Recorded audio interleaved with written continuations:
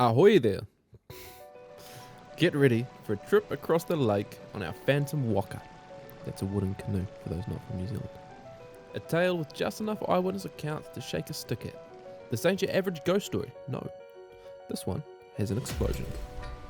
Let's push our own metaphorical waka into the waters of Lake Tarawera, where stories like these reveal a mysterious connection between nature's elements and those hair-raising signs that scream, danger ahead. Are these cryptic messages from the past? Or do they still lurk in the shadows of our modern, noisy, and oh so chaotic world? Let's set sail and find out. Let's set the scene. It's 1886 and Lake Tarawera is swarming with tourists from all over the globe. Let's be honest though, mostly rich Brits. All here for a sunburn at the geothermal theme park of Aotearora, drawn to our faraway lands by the now vanished and boldly claimed 8th natural wonder of the world, the pink and white terraces. The terraces reportedly being the largest silica sinter deposits on Earth. Now the geothermal and volcanic landscape plays a leading role in this Phantom Waka drama. On May 31st, 1886, under the eerie shadow of Mount Tarawera and its burnt peak, things get interesting. Eyewitnesses on a tourist vessel spot a phantom canoe. And not just a canoe. This canoe has people in it. Some paddling, others wrapped up in flax robes, heads down, and here decked out with huia and heron feathers. The Māori sign for death. The Māori folk aboard were convinced these were the souls of the dearly departed, en route to the mountain of the dead. But here's the kicker.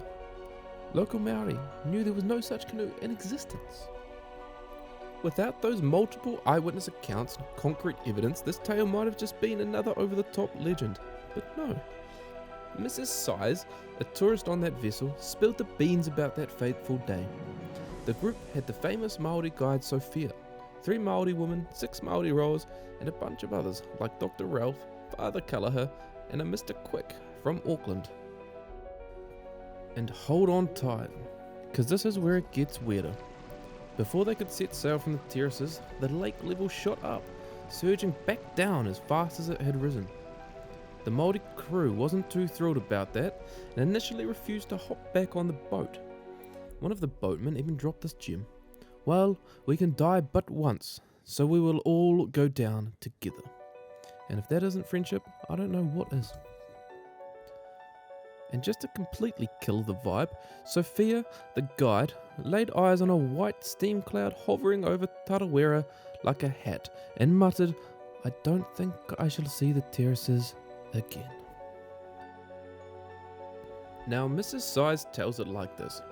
After sailing for some time, we saw in the distance a large boat looking all majestic in the mist and sunlight. It was packed with Maoris. Just a side note here, you've got to remember this is 1886, so they're probably a little bit more racist. Packed with Maoris, some standing up, and it was so close I could see the sun gleaming off those paddles. We hailed the boat, but it didn't even bother to reply.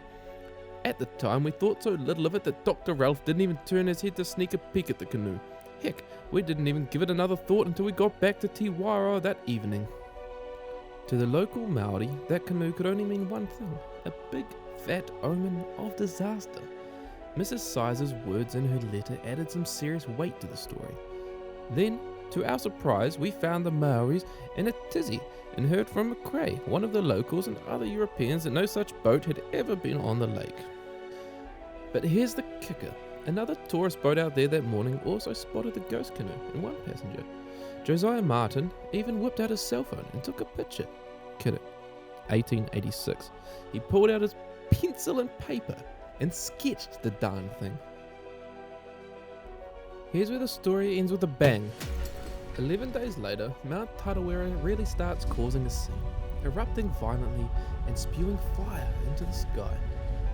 It's raining hot ash and rock on nearby settlements. 3 villages vanish into thin air under the rubble and chaos. Roughly 150 folks meeting their maker that day. The pink and white terraces, never to be seen again. But here's the plot twist.